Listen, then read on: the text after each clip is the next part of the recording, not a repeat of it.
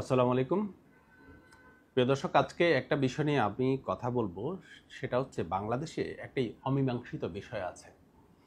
এই অমীমাংসিত বিষয়টি যদি মীমাংসিত না হয়, সারা জাতি যদি আমাদের এই জায়গাটি মীমাংসা না করেন, তাহলে আমাদের দেশে আমাদের দীর্ঘদিনের নানান ধরনের প্রতিহিংসামূলক রাজনীতি, প্রতিহিংসামূলক কাজকর্ম, ব্যবসা বাণিজ্য সব কিছুতে যে প্রতিহিংসার বিষবাষ্প আছে, সেটা কিন্তু কোনো অবস্থায় এটা রেকটিফাই হবে না।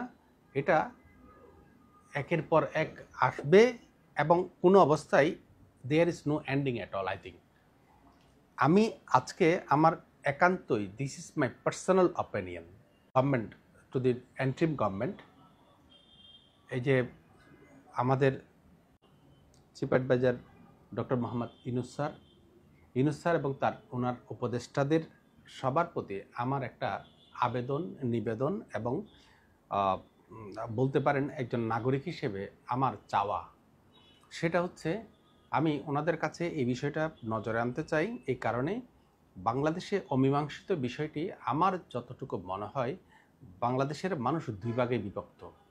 একটা হচ্ছে, এক পক্ষ হচ্ছে আওয়ামী লীগ, আরেক পক্ষ হচ্ছে এন্টি আওয়ামী লীগ, এবং তারপরে কিছু অংশ আছে।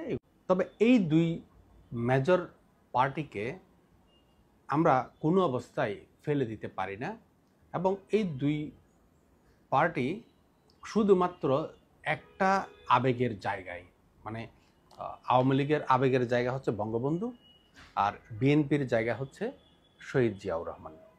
এখন শহীদ জিয়াউর রহমানের দল বিএনপি যখন ক্ষমতায় আসে, আমরা ইতিপূর্বে দেখেছি বঙ্গবন্ধুকে কিভাবে খাটো করা যায় এটা নিয়ে ব্যাপক কাজ করেছেন। আবার বঙ্গবন্ধুর দল আওয়ামী লীগ যখন ক্ষমতায় আসে, তখন আমরা দেখেছি যে জিয়া রহমানকে তুচ্ছ তাচ্ছিল্য করে ছোট করা যায়, এইরকম এগুলোর প্রতিযোগিতায় হয়েছে।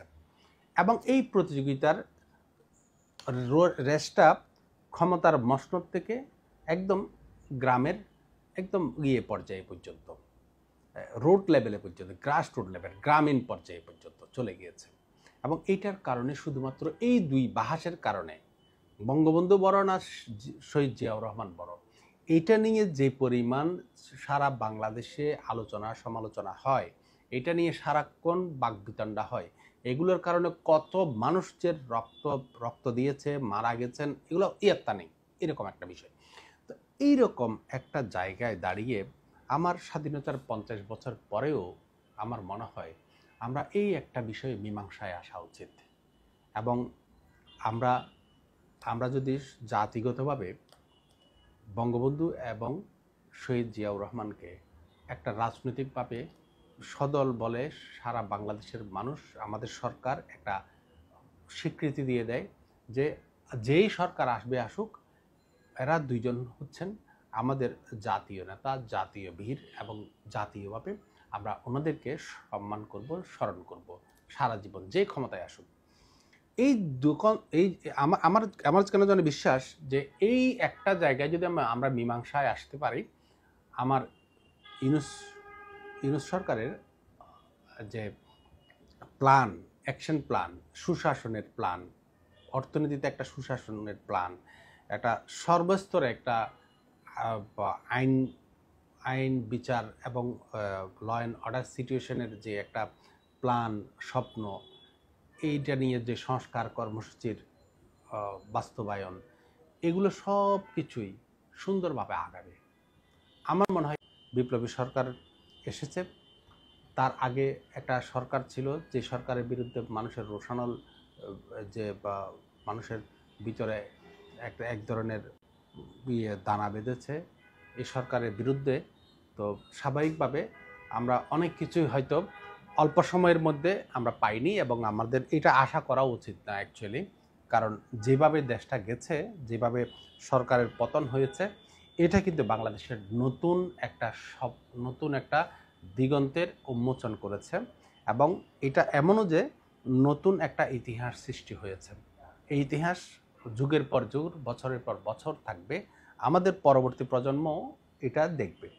এখন কথা হচ্ছে আগামী 50 বছর, এই 50 বছরে আমরা যা দেখেছি, আমার ঘরে ঘরে যে পরিমাণ আমরা ভাই ভাইয়ের যে যুদ্ধ, এই যুদ্ধের শেষটা হচ্ছে আমাদের বিদেশে বসে তারা যতই আমাদের বিচার করুক, যতই আমাদেরকে ভালো বলুক, কিন্তু দিন শেষে আমাদেরকে বলে, তারা তারা তারা নিজেরাই বলে যে ওনাদের বিরুদ্ধে আমাদের বলতে হবে না, ওদের কি কি অপরাধ আছে সেটা তার বিপক্ষ রাজনৈতিক দলকে একটু ডাকলেই তারা সুর করে সব কিছু বলে দিবে। মানে আমাদের বাংলাদেশের তেমন কিছু গোপনীয়তা অ্যাকচুয়ালি থাকে না। সে কারণে আমি যেটা চিন্তা করেছি যে অনেক দিন পরে যেহেতু আমাদের ডক্টর ইউনূস স্যার উনি চিফ অ্যাডভাইজার হিসেবে ওনার যে পেজটা আছে ফেসবুকে, ওখানে এই রিসেট বাটন বিতর্ক নিয়ে যেটা হয়েছে, এইখানে কিন্তু উনি শেষ পর্যন্ত বলতে হয়েছে যে আমাদের 71টা হচ্ছে আমাদের আবেগের জায়গা, 71টা আমাদের আমাদের ইতিহাসের অবিচ্ছেদ্য অংশ। এই কথাগুলো যখন বলেন তখন 2 মাস আগে আপনার কোনো জায়গায় আমরা এই বক্তব্যটা দেখিনি। স্বাভাবিকভাবে যেহেতু আপনার এই চিন্তাটা এসেছে, আমি চিন্তা করি যে আপনি যেমন রিসেট বাটন দিয়েছেন, এই রিসেট বাটনটা আগামী আরেকটা সরকার আসলে এক রিসেটে আবার নতুন করে আবার আরেক রকম হয়ে যাবে। তো আমি চাই না যে সবাই রিসেট বাটন দিতে পারবে। সরকার আসবে, সরকার যাবে, রিসেট বাটন কিন্তু সবাই দিতে পারবে। যখন ফ্যাক্টরি রিসেট বাটন দিয়ে দেয় তখন কিন্তু আরেকটা দুঃখজনক পরিস্থিতির সৃষ্টি হবে। তো সে কারণে আমি চিন্তা করছিলাম যে এই বিষয়টা একটু অবতারণা করি।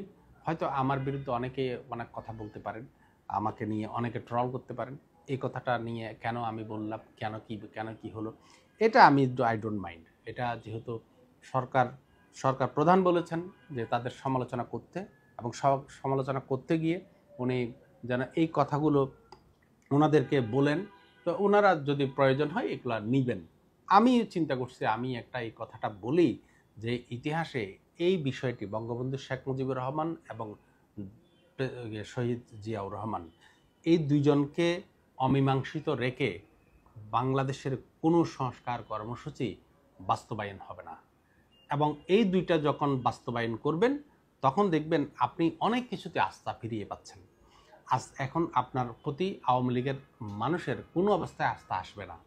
আওয়ামী লীগের মানুষের বিপুল পরিমাণ মানুষ, যেমন আমরা শুনতে পাচ্ছি আওয়ামী লীগের বেনিফিশিয়ারি কতজন, আওয়ামী লীগের 15-20 বছরের শাসনে বেনিফিশিয়ারি কতজন, একজন 10,000, 20,000, 40,000, 50,000 এরকম বলে। এখন কথা হচ্ছে সরাসরি হয়তো 5,000, 10,000 মানুষ খুব বেশি বেনিফিশিয়ারি হয়েছিল, কিন্তু সারা বাংলাদেশে এমন কোনো জায়গা কি আছে যে বাংলাদেশে আওয়ামী লীগের কর্মী সমর্থক নাই? এবং তারা কি করবে? তারা অনেকেই, আর তারা এই ক্ষমতা যাওয়ার পরে অনেকেই আমাদেরকে ফোন করে করে অনেকেই বলছেন, ভাই আজ জিন্দেগিতে না রাজনীতি করব না, ভাই এই রাজনীতি আজ জীবনে করব না, আমাদের কি লাভ, আমার কি সমস্যা, আমার কি লাভ, এই ধরনের কথা বলছেন। কিন্তু 3-4 দিন যাওয়ার পরে মামলা শুরু হয়েছে, সবাই যখন শেখ হাসিনার সঙ্গে মামলার আসামি হয়ে গেছেন, এবং তারা নিজেরাই আবার বলছেন যে এখন তো রাজনীতি করতে হবে ভাই, অন্তত প্রাণে বাঁচার জন্য তো রাজনীতি করতে হবে। এখন মামলায় ঢুকে তারা আবার রাজনীতির প্রতি আবার হচ্ছে, এবং তাদের সবার ভিতরে ইউনূস সরকারের বিরুদ্ধে এক ধরনের ক্ষোভ কাজ করতেছে। এখন এই ক্ষোভটা প্রশমনের অন্যরকম একটা মহা ওষুধ হবে আমার মনে হয়। এটা একটা বড় ট্যাবলেট হবে যে বঙ্গবন্ধুকে আপনি সম্মানিত করুন। বঙ্গবন্ধু এবং জিয়াউর রহমান দুইজনকে যদি আপনি অমীমাংসিত রাখেন, তাহলে আপনি সংবিধানেও হাত দিয়ে কোনো লাভ হবে না। কারণ এই সংবিধান 2 দিন পরে ঠাস করে আরেকজন এসে রিসেট বাটন দিয়ে দিবে, আপনার সব কিছুতে রিসেট বাটন হবে। তখন আমাদের জন্য আসলে কারো জন্য লাভ হবে না। আমার এটা পার্সোনাল অপিনিয়নটা আমি আপনাদেরকে দিলাম যে চিফ অ্যাডভাইজার সাহেব যেহেতু উনি ফেসবুকে এসে এই কথাটা বলতে হলো যে উনি আসলে রিসেট বাটনটা কী জন্য বলেছেন। আমি বলছি যে রিসেট বাটন এটা শক্তিশালী করতে, এটা বাংলাদেশের ইতিহাসটা সুন্দর রাখতে আপনি যা চাচ্ছেন এটার সঙ্গে আমি 100% একমত। বাংলাদেশের বেশিরভাগ মানুষ একমত, কিন্তু সবাই তো আপনাকে আস্থায় নিতে হবে, মানসিকভাবে আস্থায় নিতে হবে। নিলে আপনি অনেক কিছু সহজভাবে করতে পারবেন। আমি এই বিষয়টা আপনাদের সামনে একটু তুলে ধরলাম যে প্রধান উপদেষ্টা এবং অন্যান্য উপদেষ্টা যারা আছেন সবাই মিলে একবার চিন্তা করে দেখেন। আমি কিন্তু আসিফ নজরুল সাহেবের বঙ্গবন্ধুকে নিয়ে এমন বক্তব্য শুনেছি, এগুলো বলার মতো না। মানে এগুলো শুনলে আমার কেন জানি এখন হাসি আসে। তো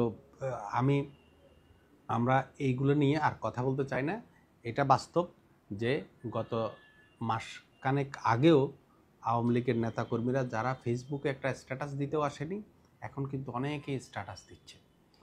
এখন বুঝতে হবে আমাদের এই ধরনের সমালোচনা, আরও অনেক সমালোচনা আসবে, এবং বুঝতে হবে যে একটা মেয়ে যখন একটা ইয়েনুর মতো একটা বিসিএস একটা চাকরি ফেলে, সে যে জানে না কি, সে কি জানে না তাবাসসুম মেয়েটা যে তার এই ধরনের একটা সমস্যা হবে, কিন্তু সেও কিন্তু আবেগের জায়গা থেকে সরতে পারেনি। একটা আবেগকে রক্ষা করতে গিয়ে তার একটা বিশাল ক্ষতি হবে, চাকরি চলে যাবে। এই ধরনের এত বড় একটা ঝুঁকি তারা নিয়ে ফেললো। এ শুধু একজন না, এরকম আস্তে আস্তে অনেক কর্মীকে দেখবেন যারা কিন্তু এই ধরনের মুখ খুলবে। এখন আমার কথা হচ্ছে, এই সরকারকে কোনো অবস্থায় মানে তাদের ইচ্ছেটুকু যেটা আছে সেই ইচ্ছে যদি আপনি বাস্তবায়ন না করি, তাহলে আমরা কিন্তু বড় ধরনের একটা সমস্যায় পড়ে যাব। প্রধান উপদেষ্টা যেভাবে বলেন যে আমাদের জন্য এটা একটা বড় সুযোগ, এটা আমাদের সুযোগ, এই সুযোগ আমাদের কাজে লাগাতে হবে। এই সুযোগটা আমরা কাজে লাগাবো যদি আমাদের রিসেট বাটন সুন্দরভাবে কাজ করে, আমার ফোনটা যেন সুন্দরভাবে কাজ করে। এটা হচ্ছে আমার কেন জানি মনে হয়েছে যে আমরা বঙ্গবন্ধু শেখ মুজিবুর রহমান এবং শহীদ জিয়াউর রহমান এই দুজনকে জাতীয় নেতা হিসেবে, জাতীয় জায়গা, যারা একজন বাংলাদেশের প্রতিষ্ঠাতা, আরেকজন হচ্ছে স্বাধীনতার ঘোষক, এই দুই জায়গায় যদি আমরা মীমাংসিত করে ফেলতে পারি, আগামীতে যেই সরকার আসুক সেই এটা মেনে নিবে, এরকম একটা জায়গায় ফেললে আমার মনে হয় আপনারা আপনাদের সংস্কার কর্মসূচি সুন্দর করে করতে পারবেন। অসংখ্য ধন্যবাদ আপনাদেরকে। আসসালামু আলাইকুম।